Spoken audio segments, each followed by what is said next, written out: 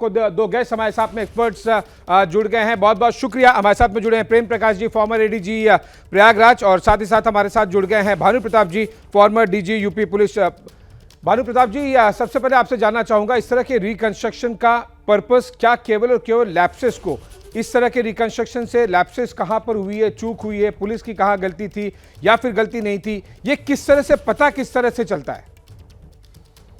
देखिए, धारा 156 से लेके धारा 169 जो सीआरपीसी की प्रक्रिया है विवेचना की, उसमें अभिलेखीय साक्ष्य या साक्ष्य संकलन के बारे में बताया जाता है। आपको अपने केस को कोर्ट में, न्यायालय में अभियोजन में सिद्ध करने के लिए पुष्ट साक्ष्य देने पड़ते हैं, जिसमें नक्शा नजरी, जो हम लोग की टेक्निकल लैंग्वेज में होता है, या map, scene of crime, map का सीन ऑफ क्राइम एक अभिन्न अंग होता है विवेचना का, एक का परिहार मैंडेटरी पार्ट होता है।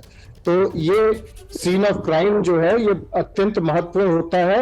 आगे के जो साक्ष्य होते हैं इस पे बहुत काफी कुछ निर्भर करते हैं, तो इसलिए ये सीन ऑफ क्राइम रिक्रिएट करके वो अपना बनाना चाहती है विवेचना की टीम, ये इसके लिए बहुत महत्वपूर्ण है। और दूसरा जो बिंदु आपने उठाया है कि हाँ क्या लैप्सेस हुई हैं, वो एक कोलैटरल चीज है, वो इससे अवश्य पता चलती है। लेकिन ये आपकी जानकारी के लिए बता दें कि विवेचना में सीन ऑफ क्राइम एक बहुत बड़ा महत्वपूर्ण अभिलेखीय साक्ष्य होता है।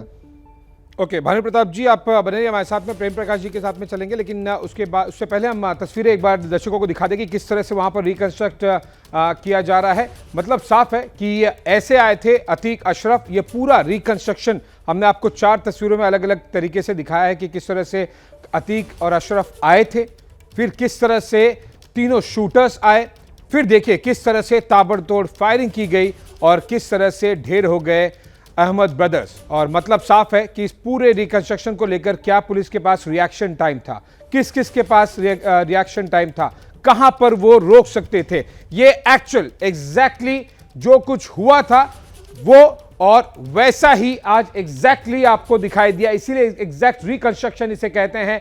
किस तरह से हमने ये तस्वीरें दिखाई थी आपको, यहां पर उतरते समय क्या एंगल था, कहां पर उतरे थे, दोनों राइट में थे या लेफ्ट में थे, और एग्जैक्टली इसीलिए हम कहते हैं क्योंकि अगर मेरे बाईं तरफ यहां पर अतीक है तो एग्जैक्टली कद काठी के उसी तरह के एक व्यक्ति को अतीक बनाया गया, और उसके ठीक बगल में किस तरह से अशरफ को बनाया गया।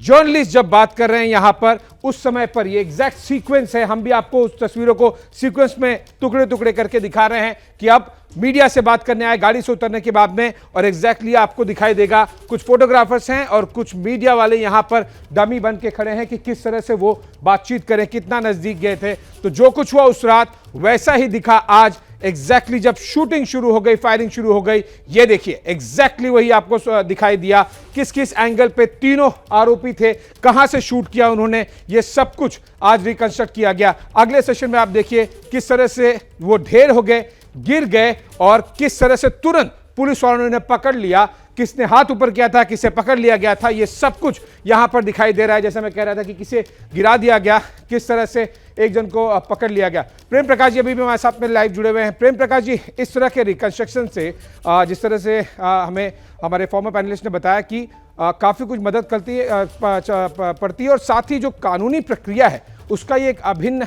अंग है। आगे केस में इसे प्रोड्यूस किया जाएगा, लेकिन पुलिस के लिए इस तरह से रिकंस्ट्रक्ट करना, क्या इसके बेसिस पर आप फाइंड आउट कर सकते हैं कि कौन से कांस्टेबल, कौन से जो 2-4 लोग थे, 5 लोग थे, नज़दीक थे, रिएक्शन टाइम क्या था, क्या कुछ बचाया जा सकता था जो नहीं बचा?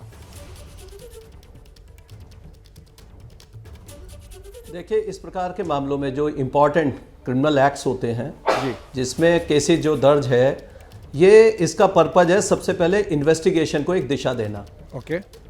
इन्वेस्टिगेशन में कड़ी दर कड़ी हमें सारे साक्ष्यों को जोड़ना बहुत ही आवश्यक है। हालांकि इसमें हमारे पास डायरेक्ट एविडेंसेस बहुत सारे हैं, लेकिन सर्कमस्टेंशियल एविडेंसेस में हमें कड़ी दर कड़ी इसको जोड़ना जरूरी है।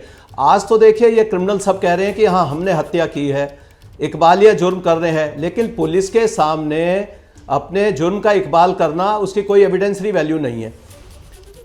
जिस समय ये मामला कोर्ट में चलेगा तब ये सब मना करते हैं, कहते हैं कि हम तो थे ही नहीं मौके पर, ये तो पुलिस ने हमें प्लांट कर दिया, तरह तरह की बातें आती हैं। तो इस तरह से अपने केस को बिल्कुल पूरा पुख्ता करने के लिए, प्रोसिक्यूशन का केस मजबूत रहे, इसके लिए जरूरी है कि केस को इसमें पूरा जो सीन है उसको रिक्रिएट किया जाए और ये देख लिया जाए कि किस किस क्या भूमिका रही। और देखिए, ये तो अपना जो एडमिनिस्ट्रेटिव एक्शन जो होना है, जो लापरवाही की बात है, इसके लिए डिपार्टमेंटल एक्शन होता है।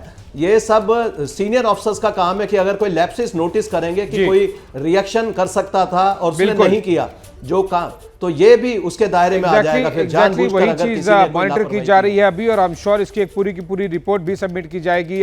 बहुत बहुत शुक्रिया, आप दोनों हमारे साथ में जुड़े और हमारे दर्शकों के साथ में आपके एक्सपर्ट ओपिनियन और अपने अनुभव साझा किए। अतीक मर्डर केस की जांच जारी है, रिकंस्ट्रक्शन हो चुका है, एसआईटी लगी है, जांच कमीशन जुटी है। खबर जो भी होगी एबीपी न्यूज आपको सबसे पहले दिखाएगा। क्या मजबूरी है मेरी, बताइए। मैं अभी आपको बताती हूँ कि मैंने ओए होए होए होए नमकीन के चटकारे लेते हुए टकटकी मार के डिबेट शो को पॉज रिपीट कर करके देख रहे हैं जोगिंदर जी।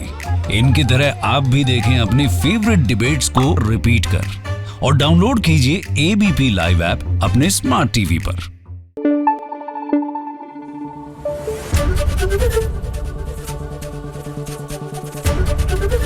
एबीपी न्यूज आपको रखे आगे।